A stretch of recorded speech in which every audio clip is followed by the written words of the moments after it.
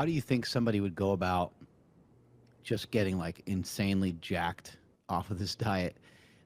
Maybe there's a little bit more precaution, in terms of muscle loss, and maybe they are bringing in starches intentionally, as I mentioned earlier. Maybe you can comment on this. It's my understanding that starches just require a little bit more insulin, and in that case, sometimes insulin can be a great thing. For people that are heavier, maybe utilizing the starches, maybe they have to be a little bit more strategic, but utilizing them post workout seems like a really good idea for people that maybe want to, just they don't want to like wither away on this diet. They don't want to look like a fruitarian. You know, insulin's gotten such a bad rap over the years. I feel so bad for that guy. I used to feel bad for cortisol, but I think some of it is our cultural problems. I don't think we have a cultural problem that makes us hate on insulin. I really think it's just misunderstood. Insulin must be present in some manner for plasma amino acids to travel and get to muscles. So there is always an argument here. I think what I said at the beginning, I probably said that a little too fast with the enterocytes and fruit and like getting out of it to the liver and the Cori cycle. Hey, But you're that's super literally brain. like People, a whole if year. people can't hang, it's okay. Just keep re-listening to it. That's a whole year of Right. exercise physiology right there. And the reason that's so important is because when we do these things, it tells us what we can and cannot do. Insulin is going to be necessary for starches because we're going to have a medium bell-shaped curve. We'll call it candy sugar, like a very sharp curve, like a V almost, like Cal Dietz's V upside down. And we'll call fruit as flat line as possible. Extremes are oftentimes good for diets. What happens with starches, they have a more medium bell curve to them. It's easy to eat a lot of them, and then you have a medium high glucose for a longer period of time. Whereas the benefit to starches is almost similar to the benefits of fruit, or sugars rather, is almost similar to the benefits of the fruit, is that it's in and out so fast that the presence of insulin is very small. Insulin is a natural hormonal combatant to norepinephrine, which is why so many diets have been like ragging on it. But we also need it to do other things. Glycogen sparing cannot occur without insulin. I've spoken a lot about glycogen sparing on your podcasts, so I won't get into that one too much. But basically, what we're looking at here is if you wanted to get maximally jacked, in an ideal world, I would do a small body part for 20 or 30 minutes with essential amino acids and creatine, with your sugars, and then train. And then do that for like a little bolus of the day. Then I would get a little more masticated protein and some fruit. And then I would go back to training. And I would run that cycle like back and forth as many times as you could until you showed some fatigue. Then when you got fatigued, I would overfeed you with protein and still go with starches and carbs, and maybe add a little of essential fatty acids based on how lean and how much total food and calories mattered. But I would like overfeed protein when lethargy and fatigue and soreness come in, and then get back to the cycle. I think the way we make change anytime, especially if you want to be a monster, is here's an adaptive cycle of the two coin theory: break down, recover. That works ideally for you as an individual. And as you saw, Smelly, we did that stuff a lot. It's like, let's run this cycle 15 times in a row over 27 days. I just made that up, right? And then we should have made this specific enzyme that we want, for example, turn into 5 enzymes, let's say. And like you said, now we can reassess and see what we're playing with. So it's like short bursts of resistance training that don't fatigue you too much, and just keep doing it again and again and again. Guys, the reason why Superbrain's been on this show so many times is because he's one of the best in the world. When I was working with him, he would send me, a chart of like different days. This would be Monday, this would be Tuesday.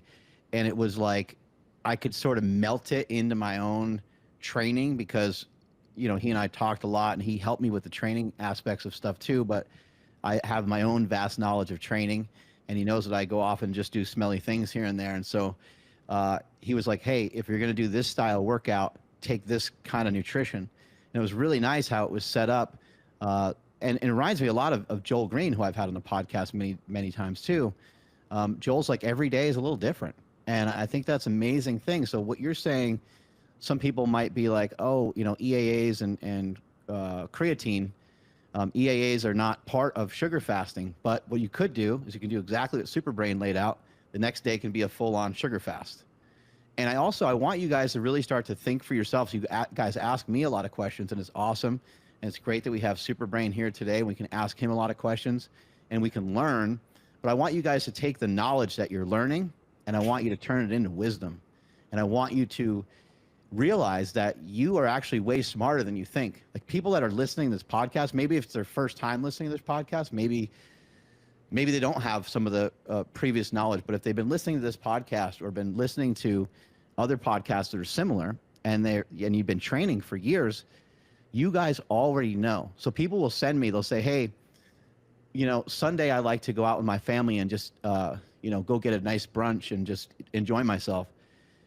Can I still do that? And I'll be like, fuck yeah, you can. That sounds great. Like you're going to eliminate that from your life. Like, please do not do that. Like, keep that. You're going to brunch with your family after church or something like that. It sounds incredible. Like, please continue to do that. And I'm glad that people are doing that because they're starting to mention to me, hey, what if I sugar fasted just on Tuesday and Thursday, but I kept the other days vertical diet? I'm like, hey, amen. Sounds great. Yeah, that's like what I said at the beginning, right? Beta oxidation is one of the primary biological cascades we want to promote for fat loss. So whether you do it A way, B way, A and B way, A, B, and C, just C, you know what I mean? It doesn't matter. And that's why I think I struggle sometimes when people ask me what's the best diet. And it's like, man, I don't know. It's like whatever one induces beta oxidation for you.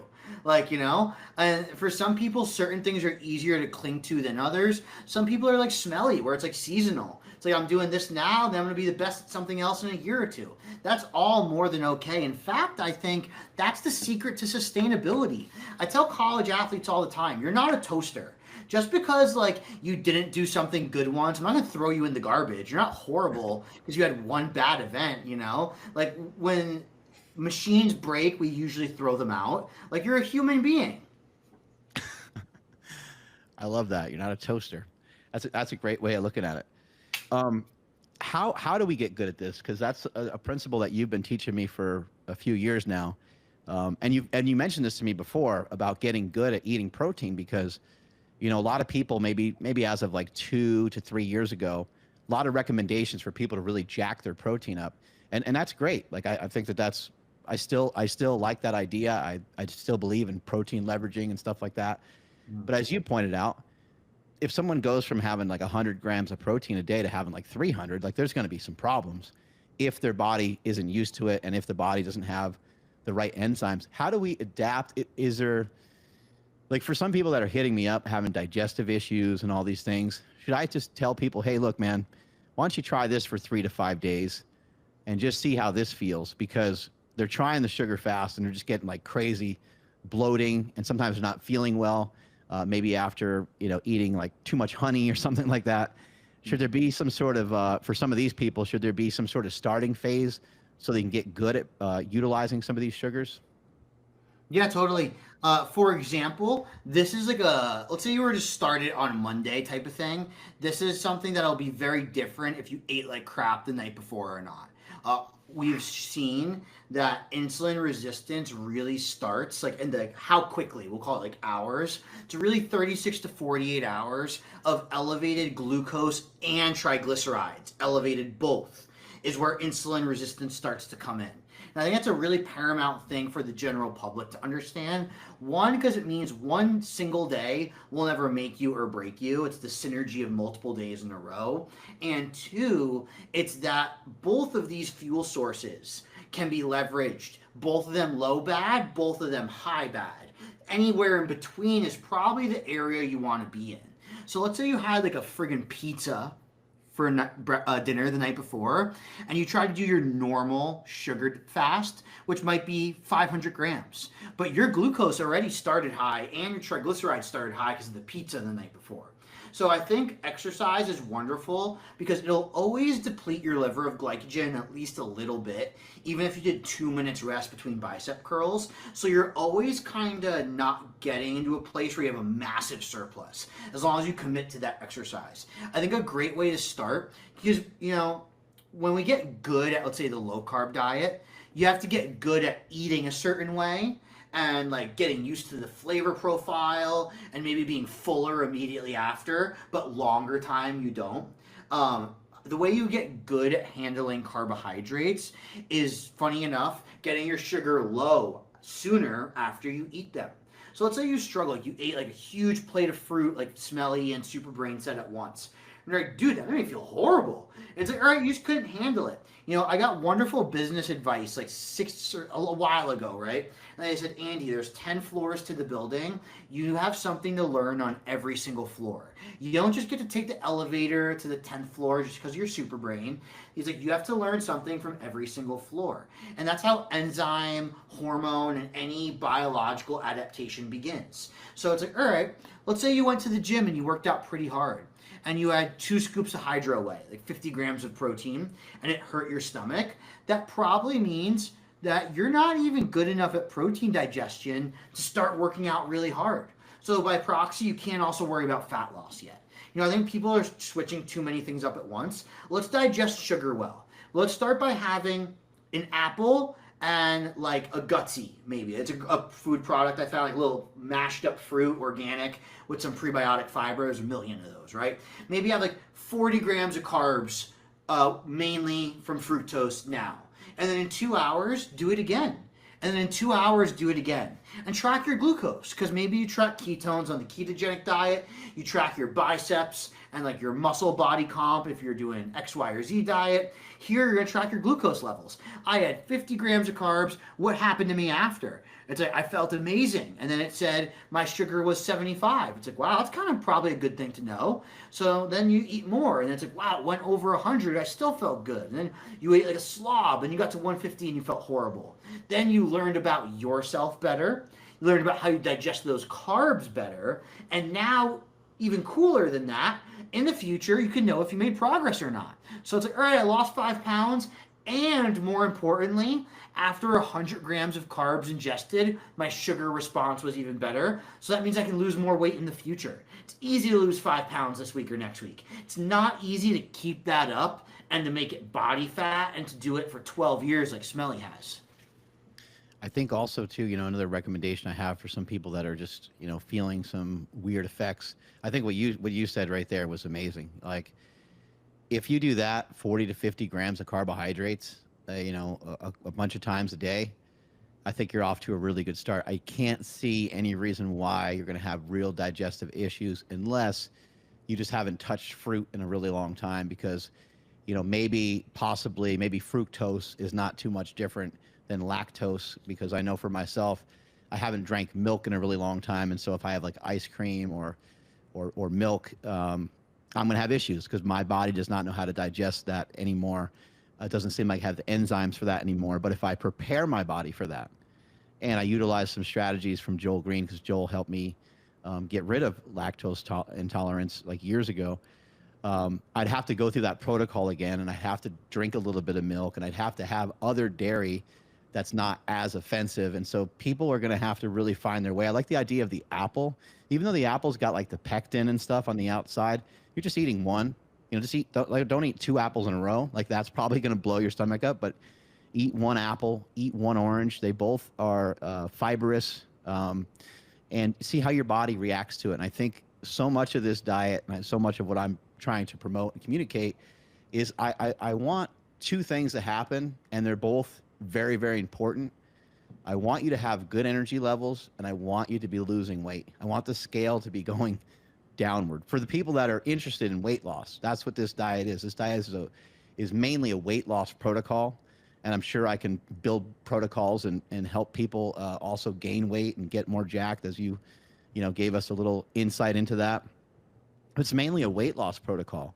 But in this protocol, if you're losing, 3 to 5 pounds a week, that's cool. But if you're not feeling good, that sucks. Like, that's a really big hit. We can't have you like compromised. We want you feeling well. You should actually not only be feeling well, you should be feeling incredible. So there's so many different ways you can go. As I mentioned earlier, maybe you mix in like a little bit of starch so you kind of calm down some of those sugars that you're eating. Maybe you just have a little bit of vegetable. I don't know what your thoughts are on this, but like maybe have a little bit of vegetable. I've been doing this. I've been eating some pickles, which I think cucumbers are actually a fruit, but you get the idea. I've been having some vegetables, and they're prebiotic vegetables too. These are fermented vegetables that I'm eating, as per your recommendation years ago. I've never stopped with the prebiotic vegetables, fermented vegetables. And so I'm doing that before I'm, enjoying a giant bowl of, I'm making these smoothies, and I'm dumping a smoothie on top of fruit, because I thought to myself, like, this is the best way to do this. I want to actually eat and chew up these fibrous things, but I also kind of want to drink this and slurp this because it's delicious this way. So